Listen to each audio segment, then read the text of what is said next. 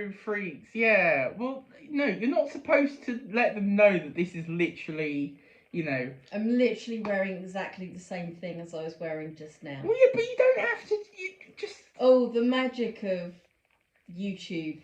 Yeah, the magic of cinema. Look at your hair. Your hair looks exactly the same. No, it doesn't. I've changed it slightly. No, I haven't. Yes, it is the whatever the hell is going on with my hair. It's interesting starting both of these with just talking about hair. Anyway, so more Doctor Who Watch Through review, and we're on to story 3. Ooh. You got one more story, because obviously with these, it's, you know. Well, actually, Evil of the Daleks, obviously animated, coming out soon, but we ain't all that, so I mean, we're not gonna. We'll cover that at a later point when we get our hands on it. So, you know. Exactly. But anyway, the Macra Terror. I hope you like my joke at the end. I know, you know, she babooed it, but babooned it. But I thought it was funny.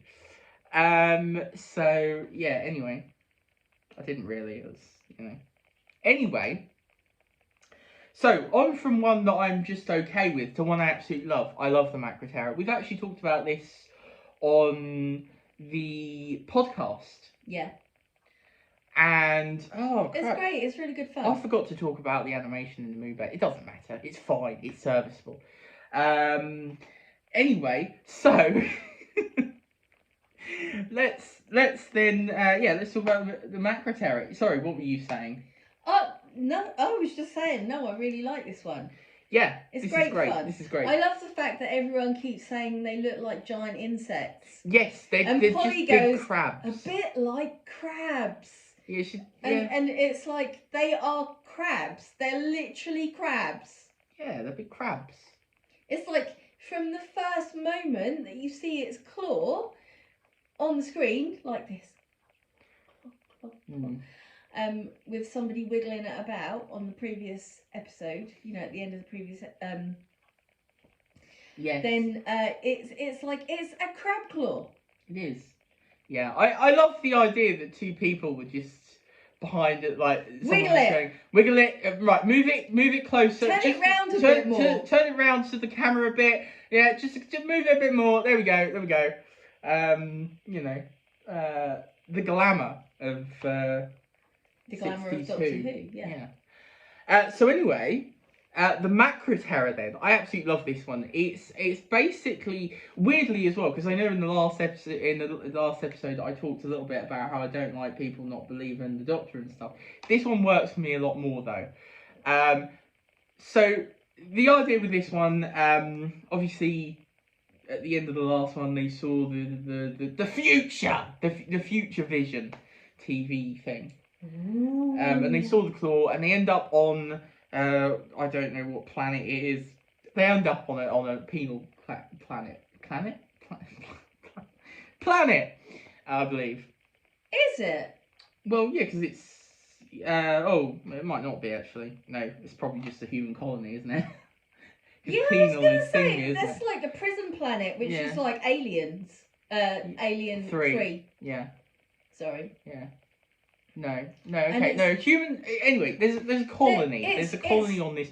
It's sort of like a deserty. Yeah, planet. it's like a crap hole. Yes.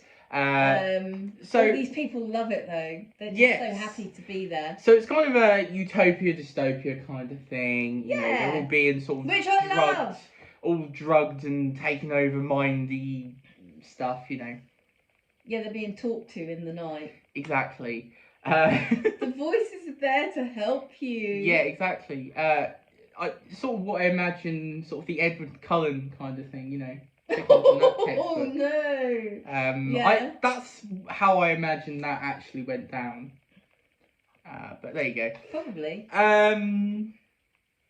Anyway, so they end up on this planet, and you know, they're all sort of working. There's lots of happy, They're so jolly happy music. to work. It's kind of like really, They have really like sort of majorettes. yeah. It's kind of like really, really sort of majorly over the top in like how happy this. Be happy. Yeah. Be happy. I really like the dance recital thing. You know, the music recital thing. The music like, thing. We are happy to work to look after the colony. It's like it's really dumb, but it works really well with just how ridiculous it is. You know, we are being mind controlled. It's really fun. Yeah, yeah, yeah. You know, they didn't say that, but you know, it's good kind of. No, but it's amazing. You could be a cheerleader. I could, yes. Anyway, so you know, Doctor and companions come into this. Yes. And they do their thing, basically. Dismantle the system and find that there's big crabs. They get told what not to do and instantly do it.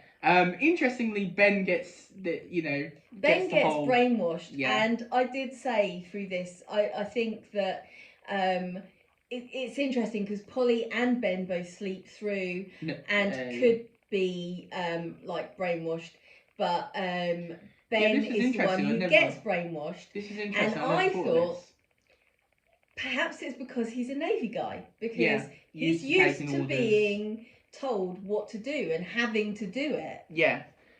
That's quite an interesting idea. And I was also sort of thinking as well. Moment. I was also sort of thinking as well, perhaps because Polly in her first one took over.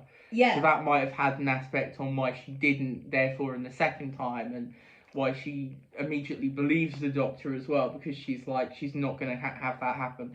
And then obviously, you have Jamie who wakes up during it. And he's like, whoa, this is well dodgy. I don't know if that was intended, but I like, you know, I thought that was quite a clever little observation. Well, you know, I like to sometimes think. Yes. Occasionally. There's a tiny brain in there, and sometimes it actually works. There is. But yeah, this is a fun one. I actually really like a lot of the supporting cast in this. And the cliffhangers are great as well, actually.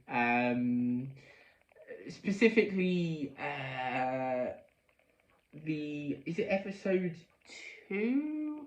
It's cliffhanger, I think, where they see the like, you know, the director getting you know, called. Interestingly, as well, it did make me think, because obviously, you know, this is fully animated.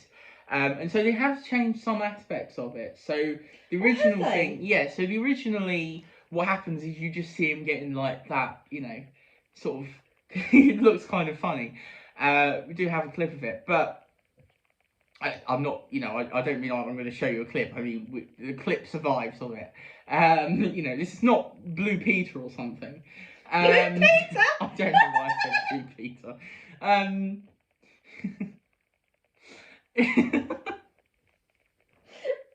Oh my god. Anyway, so we're not going to get you some sticky back plastic. No, exactly. But in this, the camera falls over and all sorts of. But it's kind of noticeable. There's got to be quite a few changes because, like, there's crabs falling from. Well, I mean, the Macra falling from ceilings and coming out. You know, I wonder how some of those scenes were depicted in. You know, in the slightly actual, different. Yeah. I think most of them are just in the silent stuff because there's quite a lot of silent moments. In this one, the animation is good. It is really good. I mean, you know, it's not like mega, but it does the job well. I think. You know, it gets the idea across really well. So that's. I love the Doctor in this. He's so rebellious. He is. Yeah. Every time he gets told to do something, he does the complete opposite. Well, I really enjoy it because he obviously absolutely knows, like, he's got a hunch and he's going to go with that and not just believe what he's been told. Yeah. But, like, it's kind of interesting because, like, obviously, he's probably one of the more compassionate Doctors, I think, because he still sort of knows that he can get through to the pilot. You know, he knows who he can get through to and who he can't.